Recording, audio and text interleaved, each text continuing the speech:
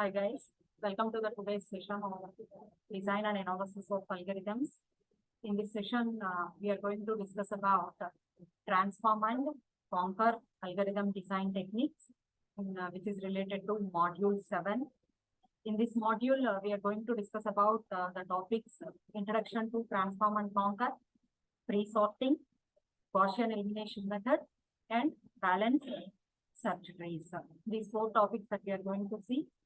As part of today's session, we are going to see the introduction to transform and conquer, and also what is meant by pre-sorting. These 2 things that we are going to discuss in this session. So first, coming to the introduction of transform and conquer algorithm design strategy. So here, transform and conquer is a problem-solving technique which is used to design algorithms for solving the complex problems.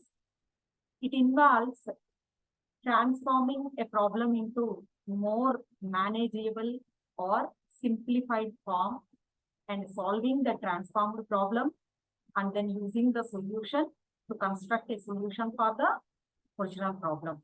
So here, this transform and conquer algorithm design strategy involves transforming a problem into a more manageable or simplified form. So first we need to, we are given a problem that, let us say that problem is P1. This problem is transformed to another problem, let us say Q1, which is a simplified version of the given problem, simplified form of this given problem. So after that, we need to solve the transformed problem. So whatever the transformed problem that we are getting, that should be solved. And then we consider the solution of that transformed problem. And then we are going to find the solution for the original problem. So this process involves 3 steps. First step is transform, and second step is solve, and then third step is reconstruct. So what is meant by transform? As we said earlier, transform means analyzing the original problem and identifying a way to transform it into a simpler or more manageable form while preserving the essence of the original problem. So here, the transform means first we need to understand the problem, that what we want to solve. So we need to transform this problem into a simpler problem or into the more manageable form without losing the essence of the original problem. We need to preserve the essence of the original problem. We are not losing any from the original problem, just we are transforming it into another problem. Next, the second one is solve the transformed problem using an appropriate algorithm or approach that is easier to implement and analyze. So we need to solve that transformed problem. And finally, reconstruction.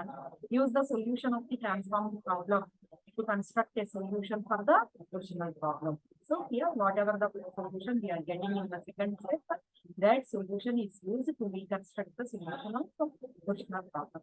So here, there are 3 major variations that are present in transform and conquer, which are differ by the way a given instance is transformed.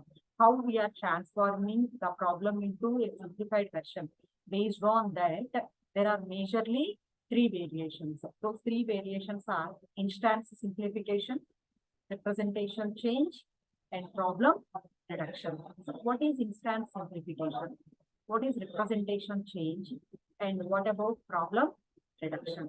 Now, instance simplification means transformation of an instance of a problem to instance of the same problem with some special property that makes the problem easier to solve. So for example, aerial trees. So here we can transform transformation of an instance of a problem to an instance of the same problem. We are going to transform one big problem into another instance of or simplified version of the big problem. A simplified version of that given big problem with some special property, right? That is to be called as transformation instance simplification. Next, for example, aerial trees. Representation change means changing one representation of a problem's instance into another representation of the same instance. Changing one representation of a problem's instance into another representation of the same instance. So for example, heap sort, 2, 3 T's, etc. The problem reduction means transforming a problem given to another problem that can be solved by a known algorithm, such as reduction to graphs, graph problems, reduction to linear programming, etc. Right? So the three major variations of transform and conquer or instance simplification, representation change, problem reduction. So here all these examples such as aerial trees, 2, 3Ds, all these we are going to see in our further sessions. So we'll deeply know about this instance simplification, representation change, as well as problem reduction also in our further topics. Right. So coming to the characteristics of transform and conquer method. So the transform and conquer algorithm generally uses the recursion. It generally uses the recursion. Here the recursion is used for solving a problem by breaking it into smaller subproblems of the same type. Okay. Then we solve each subproblem and then we go for combining the solutions of those subproblems to obtain a solution for the original problem. And transform and conquer algorithm is also characterized by the use of heuristics. Heuristics are nothing but rules of thumb. These heuristics are to be called as rules of thumb or to be called as shortcuts. What are the shortcuts that we use to solve a particular problem, right? The transform and conquer algorithm is also characterized by its use of approximation algorithms. So it uses recursive algorithms as well as it also uses the approximation algorithms to solve the problems. It is also characterized by the meta heuristics. Not only the heuristics, it also to be characterized by the meta heuristics also, right? That is the representation of thumb rules. Meta heuristics are nothing but information about the thumb rules, right? By using that information also, it can be characterized. And coming to the advantages and disadvantages of this transform and conquer method, efficiency, generality, flexibility, and scalability are major advantages for these transform and conquer algorithms. Coming to the efficiency, the transform and conquer algorithm is very efficient in terms of both time and space complexity. So majorly we will consider time and space complexity for analyzing the performance of any algorithm. So in terms of both time as well as space complexity, the transform and conquer algorithms are very efficient.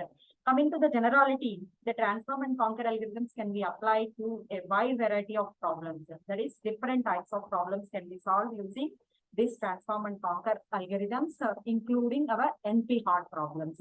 NP-hard problems are nothing but the non-deterministic polynomial time hard algorithms. And coming to the flexibility, the transform and conquer algorithm is highly flexible and can be adapted to solve different types of problems. And coming to scalability, these algorithms are scalable and we can apply the algorithms for any size of input data, any size of problem, right? Coming to the limitations of transform and conquer method, complexity in identifying the problem, time consuming manual process. These two are the main disadvantages. That is, it is often very much complex to identify a problem in which we can apply this technique or which variation of the technique will be more fruitful. So it is somewhat complex to identify the problem. And time consuming, the process of manually coding and analyzing data can be time consuming, especially when working with large data sets. So these two are the main limitations that are present in transform and conquer method. Coming to the pre-sorting, here we are going to see what is meant by pre-sorting and where it can be used. Pre-sorting can be used. Now here, pre-sorting is a common example of instance simplification. Now we already seen the variations of transform and counter. The variations are instance simplification, representation change, and problem reduction. So first instance simplification. So for that, one of the examples is pre-sorting, right?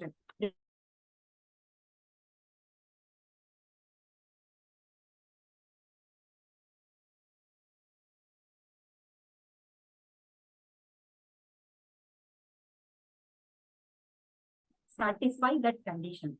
So after satisfying that condition, then only we can go for solving the problem.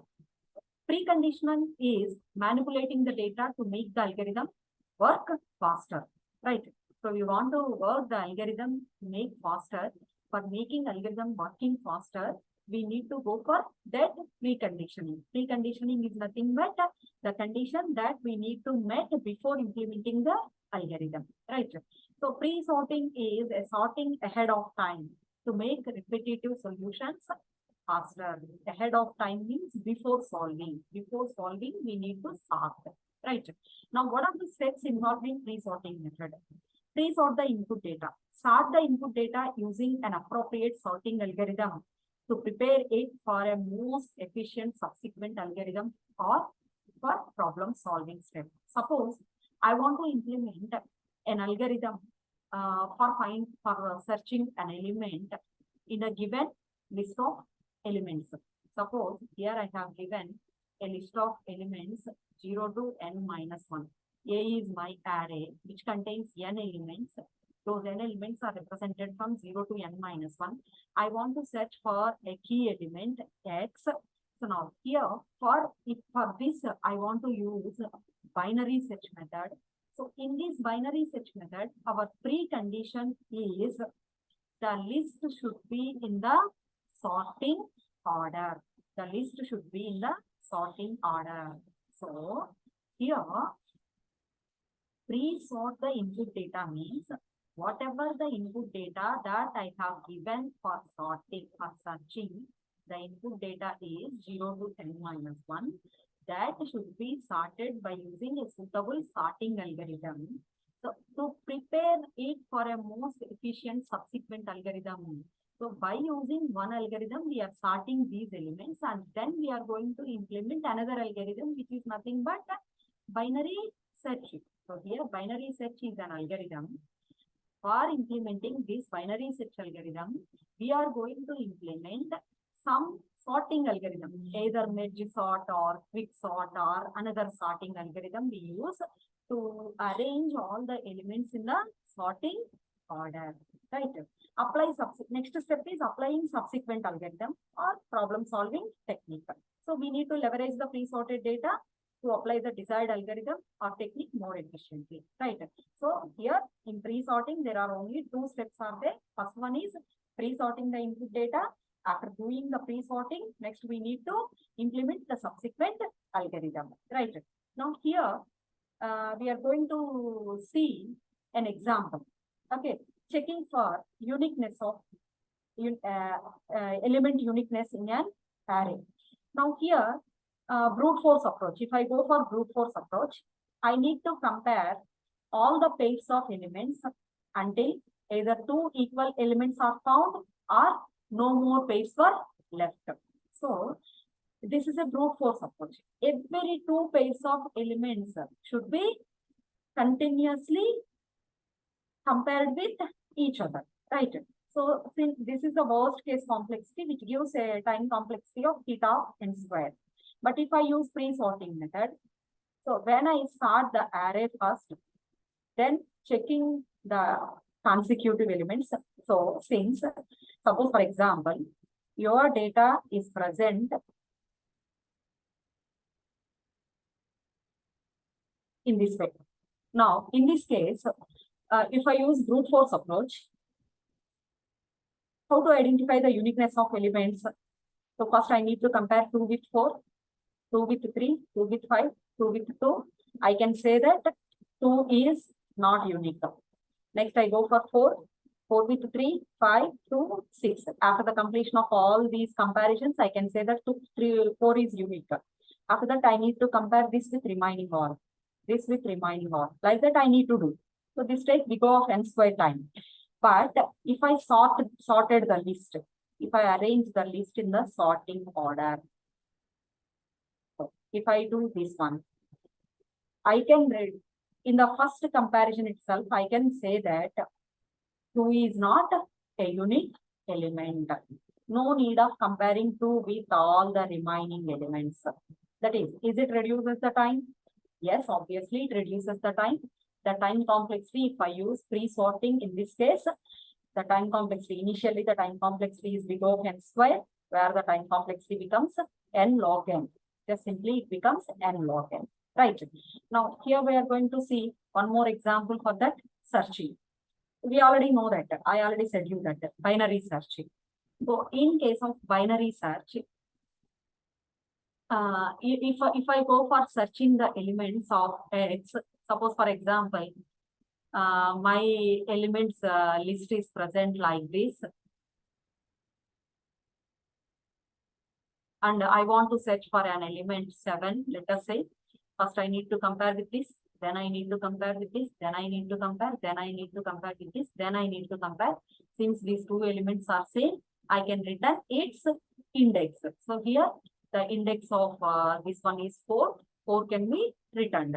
So this takes a time complexity of theta of n.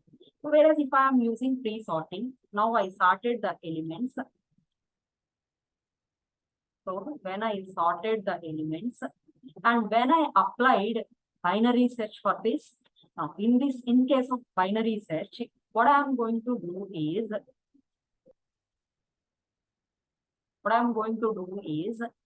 first I need to find the mid value. So how I am going to find the mid value means 0 plus 5 by 2, which gives 2. So first I will compare with this. So since it is not equal and it is greater, so again I will take this list and again I am going to compare. I am going to find the mid value. So now I am going to compare with this. Now since it is a less value, just I will consider this one. For this, the mid is itself this one. So now I am comparing the key element with this. Now I find. So within 3 comparisons, I am finding. So if this is the case, in this case, if I implemented the binary search directly, without sorting, if I implemented binary search directly, first I need to compare with this. Right. Now, I'm not getting the value. Since how I can decide, I need to search this array as well as this array. Right. Both the arrays I need to search it. Since 5 may be present at this side or 5 may be present at this side. So both the arrays I need to search it. But here, if it is not equal to this one, definitely since the array is in the sorting order, since the search element is greater than this element, definitely the presence of search element should be in the right subarray. So we can give that conclusion. We can go for the searching of this array only. We are not considering this array. That is, we are reducing half of the problem, right? So that's why it reduces the time complexity. This is one more example for pre-sorting. So I hope that you all understood the general method of transfer and conquer, transform and conquer general method, and also you understand the pre-sorting, which is an example of instance simplification variation in transform and conquer algorithm design strategy. Thank you for listening.